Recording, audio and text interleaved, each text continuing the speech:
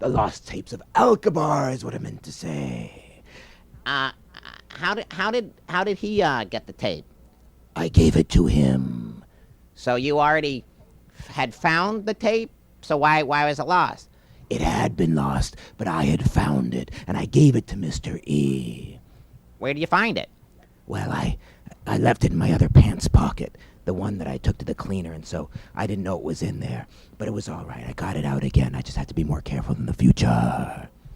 And so, now this box was on planet Earth, and Mr. E gave it to a very special child to protect. But beware!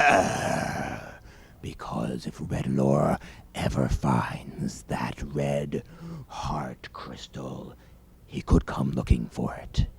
Well, there was one other thing. What about the Alkabarians? Didn't they want their red ruby crystal mountain back? Oh, I neglected to tell that part of the tale. It seems that just before the Darth and Joe Vader gave the box to Mr. E on the planet Earth, they talked about what to do with the great pigeon-headed warrior. Me? Right. It's time to bring home the great pigeon-headed warrior, said the doctor. Oh, they all travel in the TARDIS back 500 million years and then 3,000 years to the time period of the great pigeon-headed warrior, which was also the time period of Alkebar.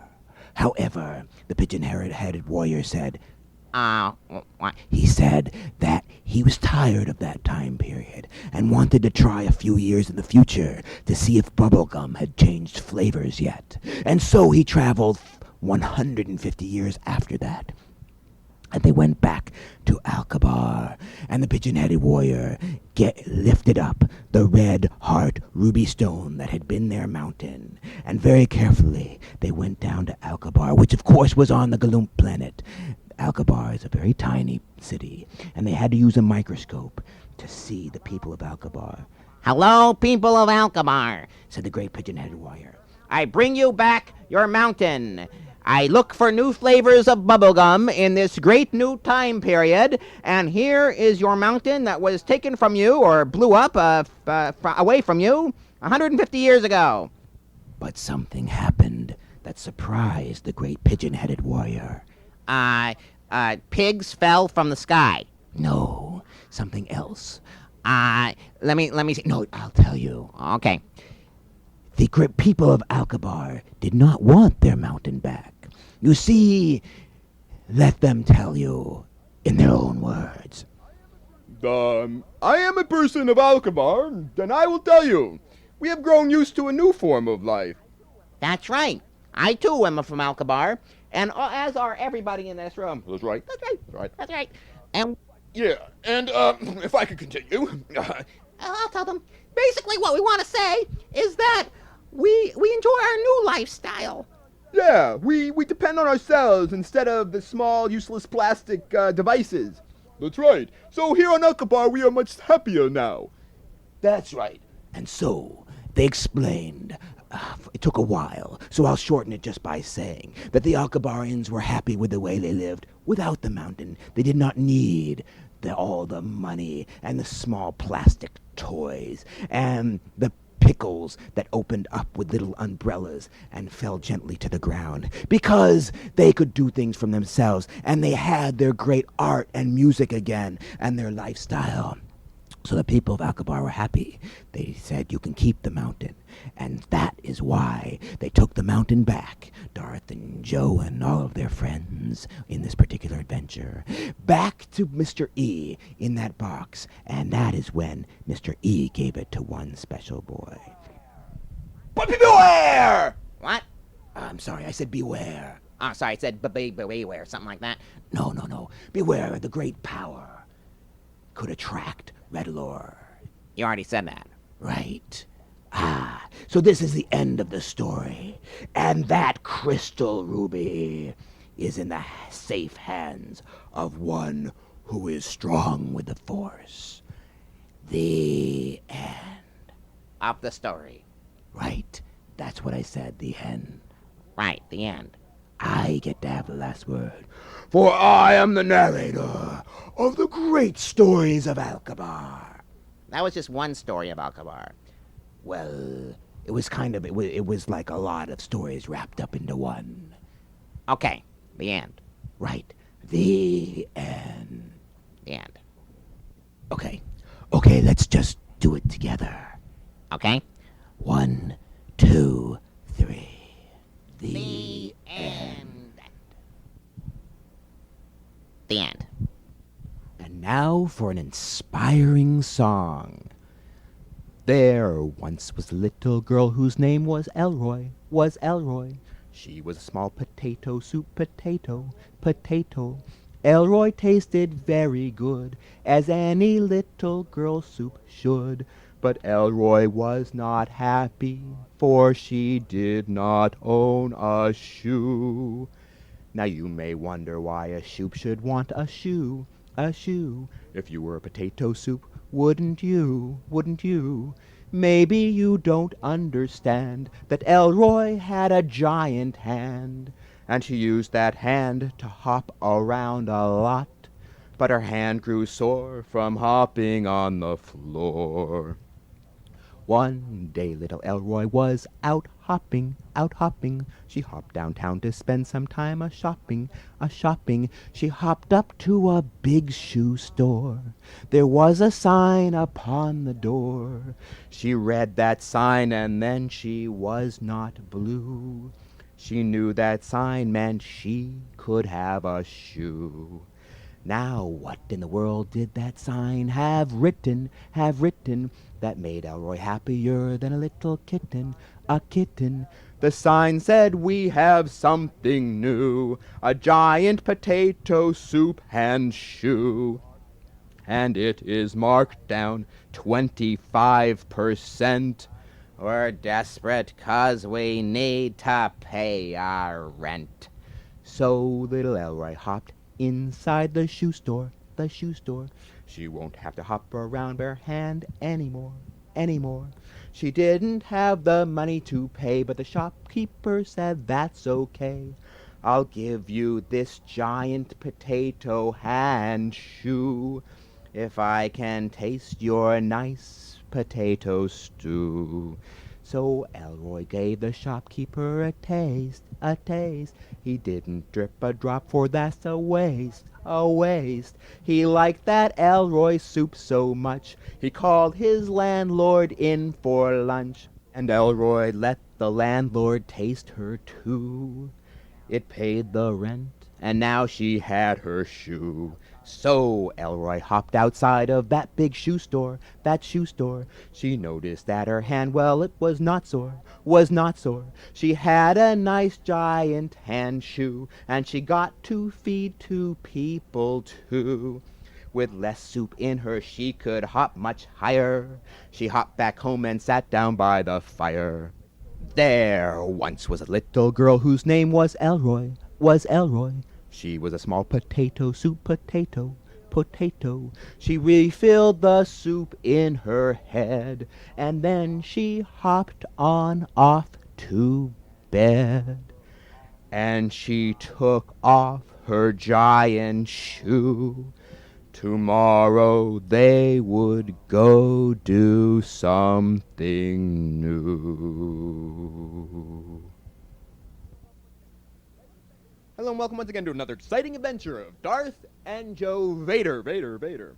This story is a story of Darth and Joe Vader on planet Poopai Boot. Not planet Poopy Butt, planet Poopai Boot. It's very important. So where are we going?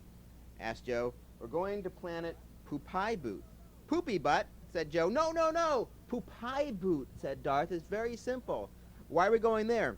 Well, the new oscilloscator, the oscillator, has indicated that there's some trouble on the planet. See, Darth and Joe had invented down in their basement a new device that could detect negative vibrations in the universe created by emergency situations. So, for instance, if there was a whole population somewhere of creatures that was in trouble because, say, a large rock was about to fall on all of their heads, it would set off a signal on this device, and Darth and Joe can track it and see if they can go help. That way they don't have to wait for people to try to contact them as Jedi warriors. They can just fly around the universe and see if they detect any trouble. Their friend Spider-Man has a similar sort of thing called Spidey Sense, which detects danger. But this isn't danger to them necessarily. It's trouble. It's something going wrong and that's causing a psychic vibration that disrupts the natural ebb and flow of the universe's ether. So that's a sort of a technical explanation for how it works. So Darth and Joe Vader were heading toward planet Pupai Boot, not to be confused with Poopy Butt, because it's people there don't like that. You have to call it Pupai Boot. They were heading toward planet Pupai Boot because they had found one of these distractions in the universe on the oscilloscator detector, and they just got into orbit, and Joe said, "Planet Poopy Butt." "No, no, no," said Darth, "Planet Pupai Boot." And they decided they better transport down to the planet because they didn't know whether landing their spaceship would disturb the creatures on this planet. They had never been to this planet before, and as far as they had known, nobody has ever been to this planet before. They just knew the name of it was Planet Pupai Boot. The people of that planet were very shy and lived in the woods. So Darth and Joe transported down to the planet, and off in the distance they heard this chanting sound coming from the woods.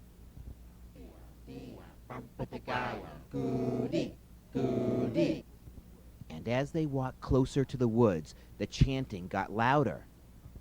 And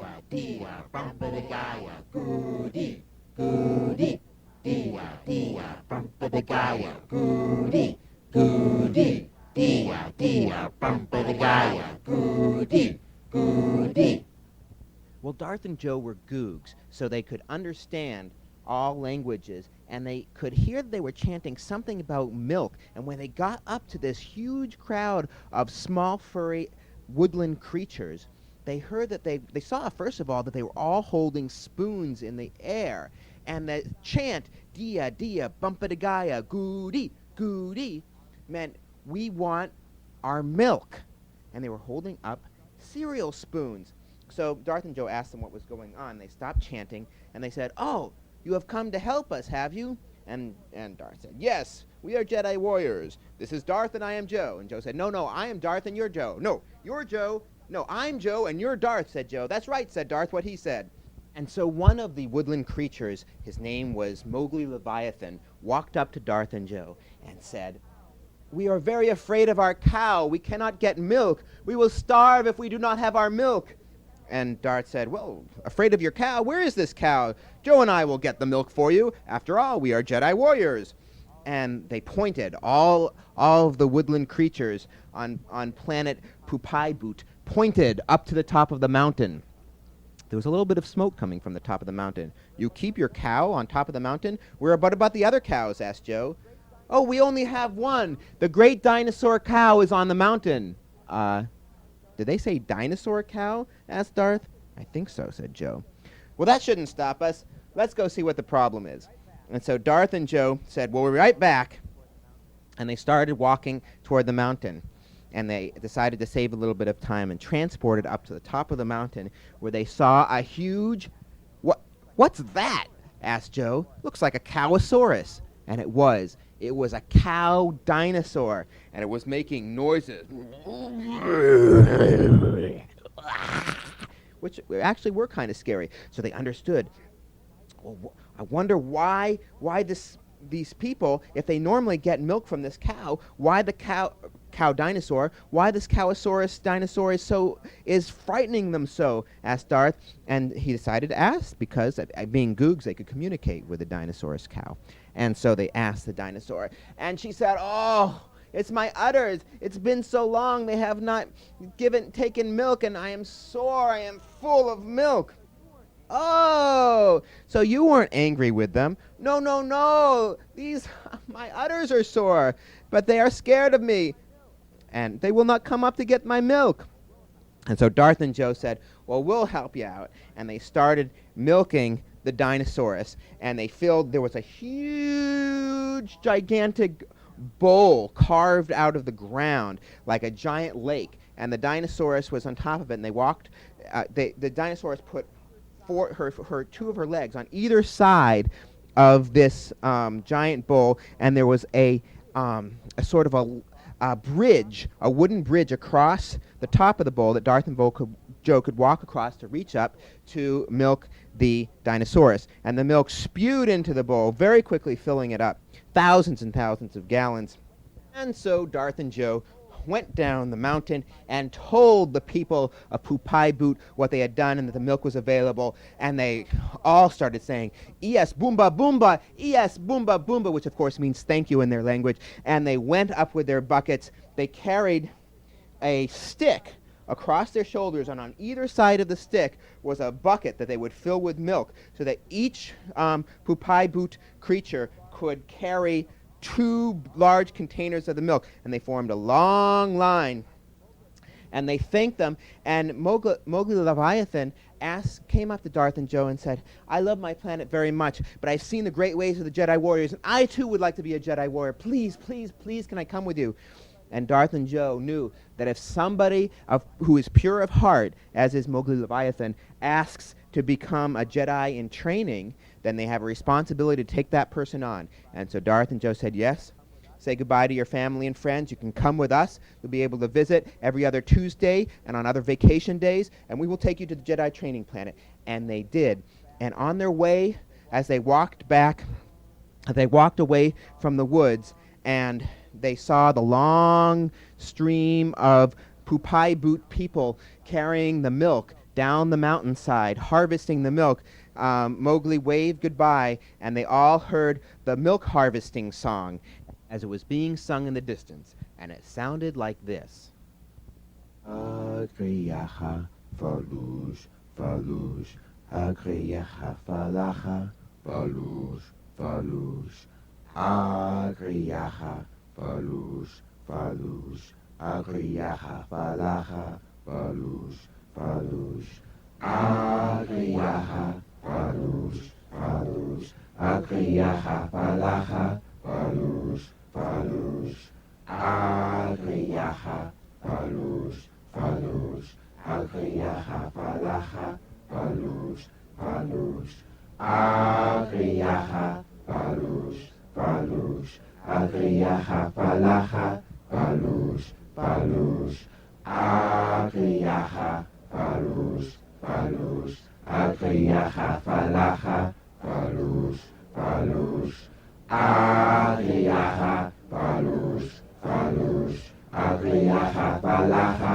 falush, falush, agriyaha, falush, falush, agriyaha, falacha, falush, falush. The end. Greetings to the tape listeners. I am King Glutimus Maximus from Butt Planet. I am here on this tape, and thank you to the various narrators. You're welcome! You're welcome! To talk to you about a very serious problem involving butts. As you may know, there is a large, insidious campaign underway to eliminate all ifs, ands, and buts. I would like to suggest to you, the listener, that we may be able to do without ifs and ands. But the butt is an essential part of our heritage and culture. Without butts, we would have nowhere to sit. Without butts, there would be no exceptions. Without butts, where would we keep our farts? Yes, germs and ladies, I would like to ask you to please hold on to your butt. Hold on tight and keep your butt safe. Do not let them take your butt away. And with that, I am here also to introduce the next story. The next story was recorded in a very loud atmosphere on a cargo spaceship in outer space. It's very difficult to hear, but it's a story so vitally important that it had to be recorded in secret way out in space. But because the spaceship is so loud, it might be difficult for you to hear all of it. That's not my problem. I am going back to my beautiful Queen Carpagius on Butt Planet because we live in peace and harmony with the underwear people now. And we like to play games where they pull the underwear back while we're sitting in it. And another butt pulls it back and let's go. And we fly through the air. And then other butts are holding the underwear like a trampoline. We bounce off the underwear. It's so much fun. But you're here, you're not there. I'm going there, but you're here to listen to this story. So here you go. Once upon a time, Darth and Joe heard people screaming outside. Can you speak English? Oh, sorry. The Jolly Green Giant's loose! The Jolly Green Giant, it's loose! The Jolly Green Giant, said Joe, the dog. Joe said, the Jolly Green Giant, which of course he just said, and Darth said, the Jolly Green Giant's loose! Let's go, Joe! Darth and Joe jumped out the window. Unfortunately, they forgot to unroll the window, so they bumped their heads, fell back onto the floor, and decided to go out the door like normal people. They ran out the door, and lo and behold, they decided, wait a second, we have to bring the rest of the team. Let's get our brother and sister. And they grabbed, they went back in the house and got Sam and Robin to come with them because the Jolly Green Giant, he was a foe that they thought they had defeated a long time ago. Let's go, Joe, and the rest of you, whom I'll just call Mo because it rhymes with Joe, and they all left out the door. And they ran in circles, which led them to the back of the house. They ran in the back of the house and they ate some chocolate chip cookies, which they had forgotten they had, but they needed them for energy because they were going to go on a long mission and they needed to store up on energy. So they ate some chocolate chip cookies and then they ran back outside. And you know what they did? They stopped somebody on the street who was screaming, and they said, "Speak English." And he said, "The Jolly Green Giant says, yes, we know. Where is he?" And they heard the voice. They didn't, oh. That's what the Jolly Green Giant says. "Over there saying, ho, said the person, or screamed the person.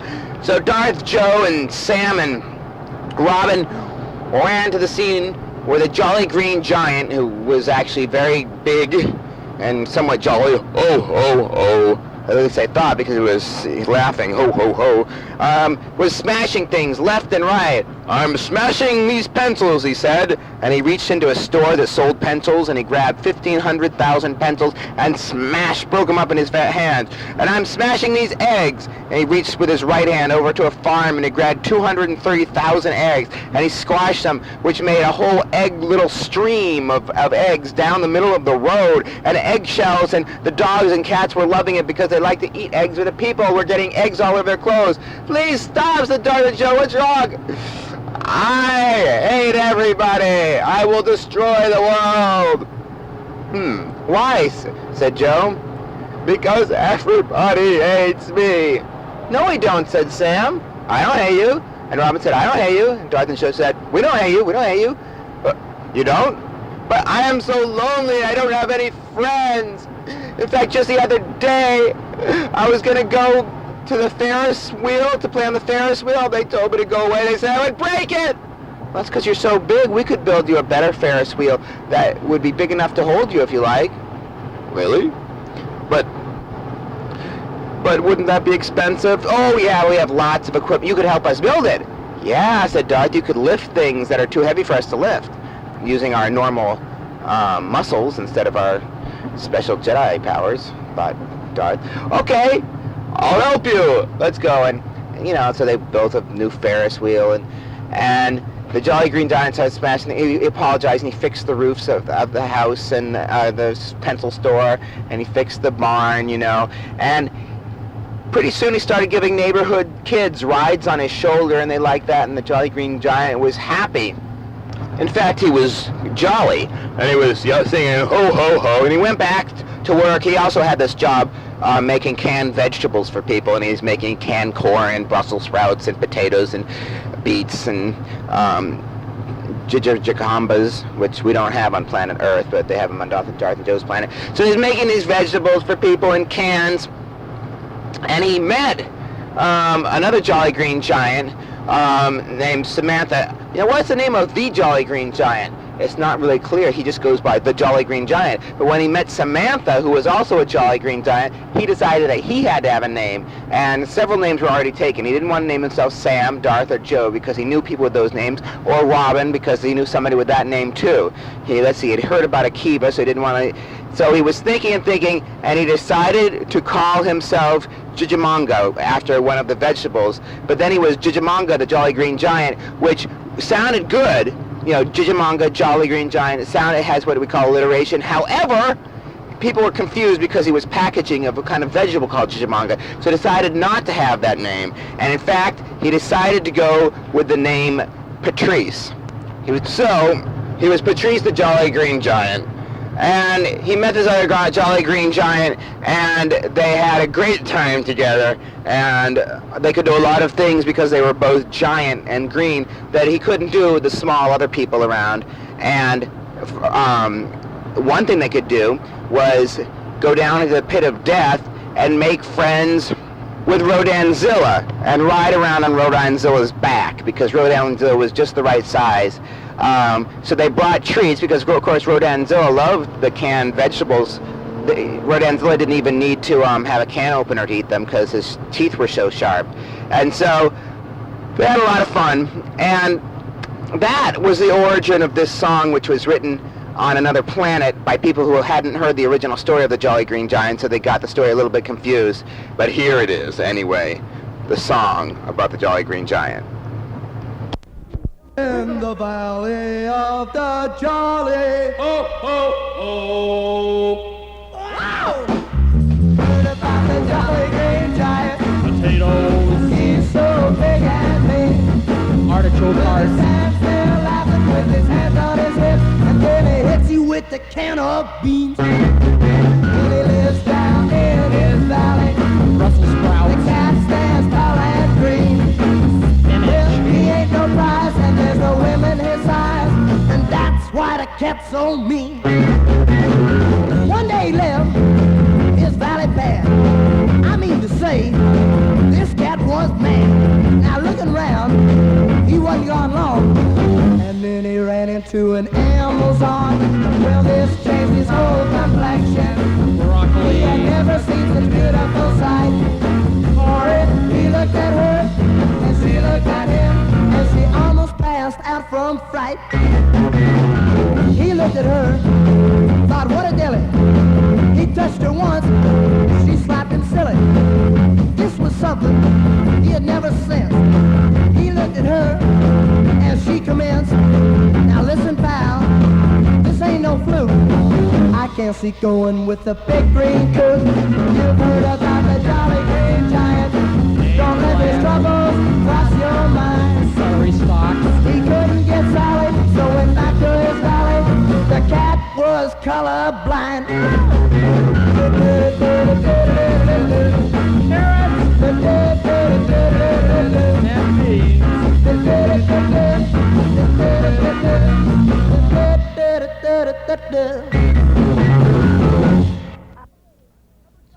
Hello and welcome once again, probably for the first time, to another exciting adventure of Non-Violence Man. He fights the forces of evil, not the people doing evil. That's right, Non-Violence Man one day was out flying across the universe when he ran across Darth and Joe, who were also on an important mission. Luckily, these two missions intersected. Darth and Joe, in their ship, were on their way to Kaldor. Kaldor is a planet that was currently under attack by a seemingly evil army of robots led by Korban the Bluch. Korban the Bluch was a robot universally hated throughout the northwestern hemisphere of the universe because Korban the Bluch was extremely smelly and mean. He had a special program that produced a very foul odor. Darth and Joe were prepared for this. They had brought gas masks along to protect themselves. Well, Non-Violence Man needs no spaceship. He was flying out, recognized Darth and Joe's spaceship immediately, and Darth and Joe signaled to him through the window. They waved, "Come on in." Of course, they were out in space, so it was very difficult for them to open a door to the spaceship without letting all the air out. So they landed on a nearby moon, which had an artificial atmosphere pumped to it that allowed them to open the door and get Non-Violence Man into the spaceship. He hadn't seen Darth and Joe in quite a while. "Hey, Darth and Joe, Vader, how are you doing?" Wow, it's nonviolence, man, said Joe. Wow, it's nonviolence, man, said Darth. That's right. I fight the forces of evil, not the people doing evil. Yes, we've heard all about you. What are you doing here? Asked Darth. Well, I'm on my way to Caldor to fight Korban the Blach. He's attacking Caldor, you know. Yes, that's exactly why we're going there, said Darth. Yes, that's exactly why we're going there, said Joe. You two sound like an echo. Thank you very much, thank you very much. Well, why don't we team up and go together? And so Darth and Joe got back in the ship With nonviolence, man. to fight Korban the Black, who was on his way to Caldor right at that moment with a reinforced army of robot drones that were attacking for no particular reason, according to the Caldorese, the people who lived on Caldor. When they got to Caldor, something very, very interesting happened. What interesting thing happened? A large potato fell from the sky.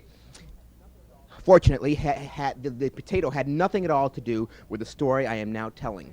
So, Caldor, the planet where Darth and Joe arrived, Korban the Black attacking with his army, and Darth and Joe attacking Korban, and Darth and Joe saw that a large mothership had just beamed. You could see the robots beaming down to the planet, and they saw that one of the robots was none other than Korban the Black. And in fact, they used the special scopes in their spaceship to magnify the view on the planet, on the surface of Caldor, and they saw that Korban the Black was down there right now below them. Korban the Black was, in fact, leading an entire army of robots into the village of Quistia. And Darth and Joe recognized that village because they made extremely delicious frozen yogurt.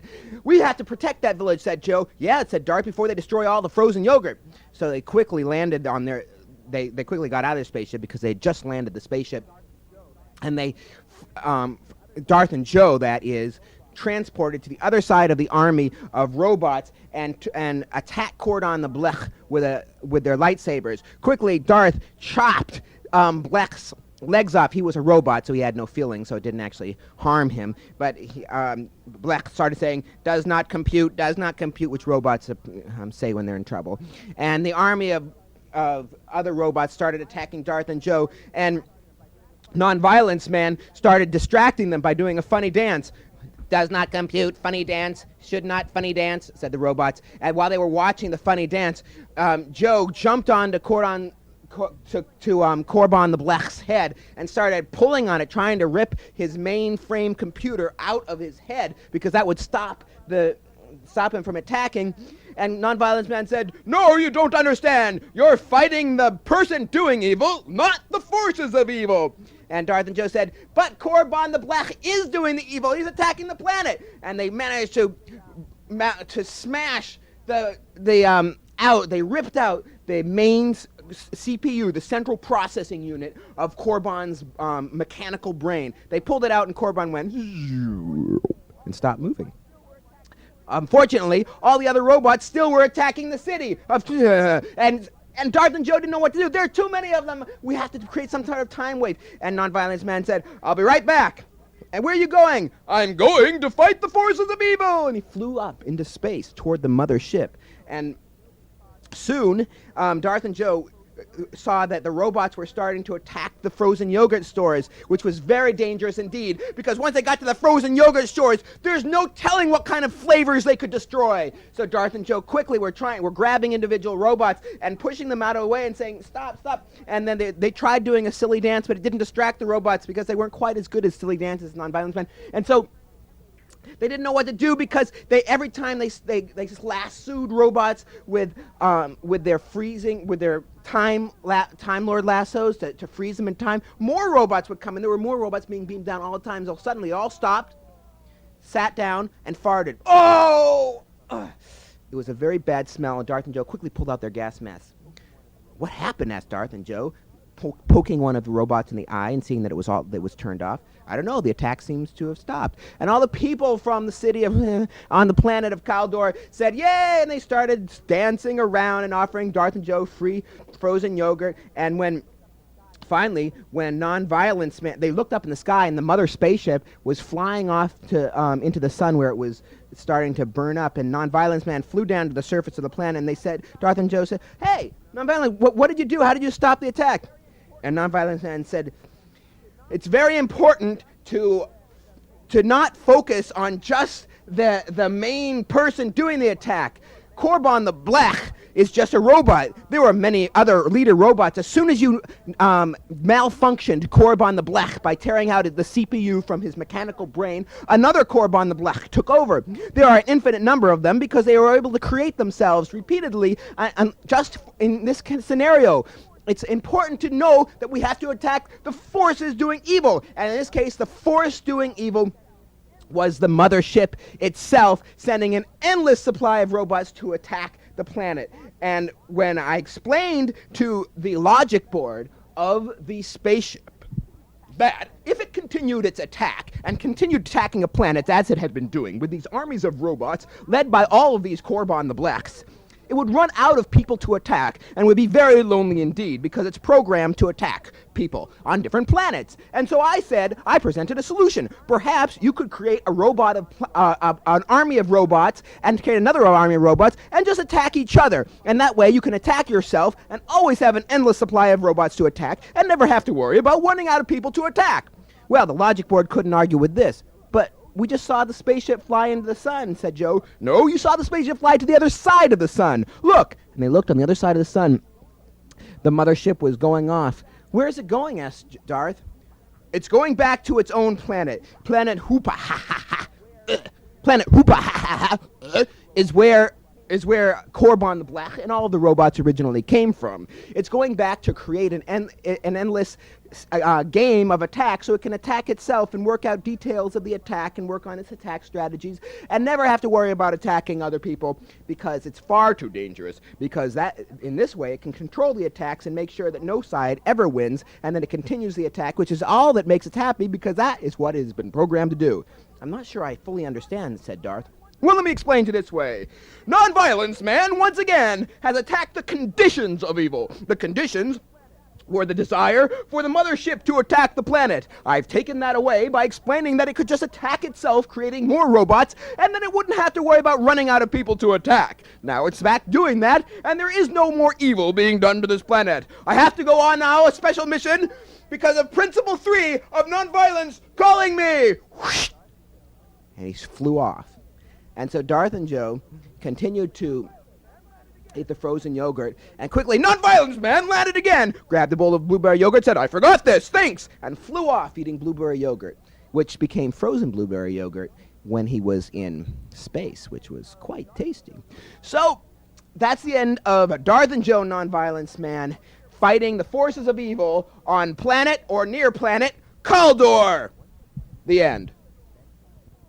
Once upon a time, Ben Jampetroni, who was the universe's best Jedi warrior, was riding on the shoulders of a Galloomp friend of his, which put his heads up in the clouds of Galloomp Planet, because the Galloomps are rather tall, and he could see out into outer space, and one thing that he saw was that there was a large, fiery meteor heading straight for planet Earth. Quickly, Ben pulled out his estimator, which allowed him to see even closer to the meteor, and he saw that the trajectory of the meteor was going to take it straight to Rhode Island, which happens to be the home of his cousin Eric White, and it would instantly vaporize the entire state of Rhode Island, or the entire island of Rhode State. Either way, it was a very, very bad outcome. Ben had to do something. He flipped into action. Quickly, he asked his Galloomp friend if they could borrow a Galloomp spaceship. And they did. They borrowed the largest Galloomp spaceship of all. It was so large, of course, it had to be parked outside the planet because it was bigger than the planet. His Galloomp friend picked up Ben and placed him inside the spaceship because he could reach out into outer space, and put him right in the spaceship, and then jumped into the spaceship himself. Ben and his Galloomp friend, whose name was also Ben, by the way, headed straight for planet Earth. They had to go extra fast, so they set it to faster than light speed, whoosh, and they were there before they left. And there they were. Where? On planet Earth, looking up in the sky at a large fiery meteor about to hit the planet. We've got to do something about this, said Ben. Meteors. Let me analyze this. And he pulled out his nanoscopulator, which his nanoscopulator was a metal detector. It also detected what type of metal, titanium, aluminum, cobalt, ericium, benium, all the kinds of different sorts of metal. And he looked up at the meteor, which was still in space, and he saw that it was made out of iron. Iron. Well, that's a magnetic substance, thought Ben Jampetroni. And his friend Ben said, were you thinking of something? And Ben said, yes, I was thinking that meteor is made out of something metallic that is also magnetic. Perhaps I can change the trajectory of its path with some sort of magnet. He looked around. Of course, he didn't see any large magnets, but yes, Ben has a large magnet. In fact, Ben has the most powerful magnet of all. He keeps it on Magneto's planet. He headed right over there. With his spaceship, of course, and his friend Ben, the Galoomp. They stopped right outside of Magneto's planet, and Ben took a little shuttle ship down to the planet and asked the people if they would help him get the magnet, his giant magnet, off the planet. It was difficult because it was stuck to all the other magnets on the planet, and it took a lot of coordination. They had to pull magnets, some magnets you can actually turn off because they have on-off switches. They're electromagnets. His was a giant electromagnet, so he turned it off, and he pulled it away, and then he turned it on, stuck it to the underneath of his spaceship, and they flew back to planet Earth, flying once again so fast that they got there before they even were there the first time. Seeing themselves arrive, they say, don't worry, we'll take care of it. And the first Ben and Ben flew back, leaving the second Ben and Ben, who got there before the first Ben and Ben got there because they had gone back in time flying so quickly. They took the giant magnet, flew into space, turned it on, and pulled the meteor out of the path of the planet. Heading down to Earth, the Galoomp Ben had to be very careful because every time he stepped anywhere, it would create a huge depression in the ground, which would get filled with water and create a new lake. Well, that was fine unless your house happened to be under his foot at the time, so he had to be rather careful about where he stood, so he didn't move around much, and everybody thanked them. Yay! Yay! They shouted in various languages and dialects, which all kind of sounded like, yay! Yay to Ben and Ben! Ben squared, some mathematicians call them, because, of course, Ben times Ben equals Ben squared, or two Bens. And they were great heroes, but then they heard a report on the radio. Large meteor heading for planet Gallifrey. Uh-oh, Gallifrey. That's a Time Lord planet, thought Ben. That's right, said his cousin Eric. The meteor that you deflected from Earth, which way did you deflect it? I don't know, said Ben. That way? And he pointed up. That's straight for Gallifrey, said Eric. We've got to do something. And the large Ben Galoomp said, we've got to do something. And so they all three of them got into the spaceship. But they decided that this was a job for just Eric and Ben because the Galoomp had to stay back near planet Earth in the Galoomp spaceship in case the meteor came that way, and he had to catch it because he was the only one big enough to deal with a large meteor with his bare hands. And so Ben and Eric took the shuttle out of the spaceship, said, see you later to Ben. See you later. And they flew off toward the meteor. Well, they flew faster than the speed of light, so they got there before they left. Seeing the meteor come toward them, they decided that they had to do something. Well, first of all, they decided to contact the Time Lords on Gallifrey, which is the Time Lord planet, and they called the doctor. Doctor? Yes, this is the doctor. Which doctor? No, who? Who? What? Yes, which? Why? I don't know. When? Your turn. What?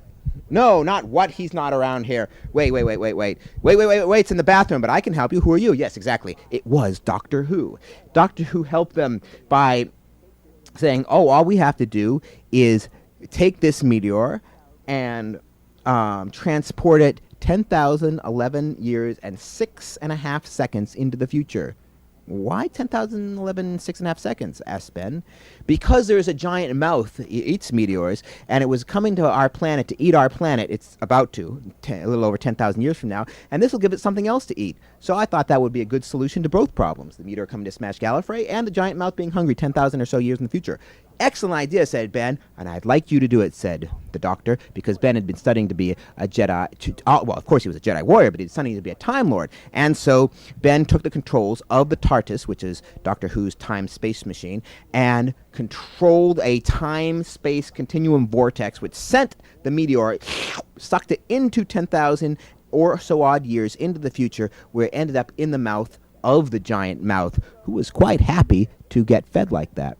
And so, once again, Ben has saved the day with his side companion Eric and a little help from Doctor Who. That's right, not right, Who. Thank you very much. The end. Now we come across the end of the tape. At the end of the tape, you have two choices of action. Choice number one, you can stop listening to the tape. Go out, play, do other things. And here to bring you choice number two is the great pigeon-headed warrior. Choice number two.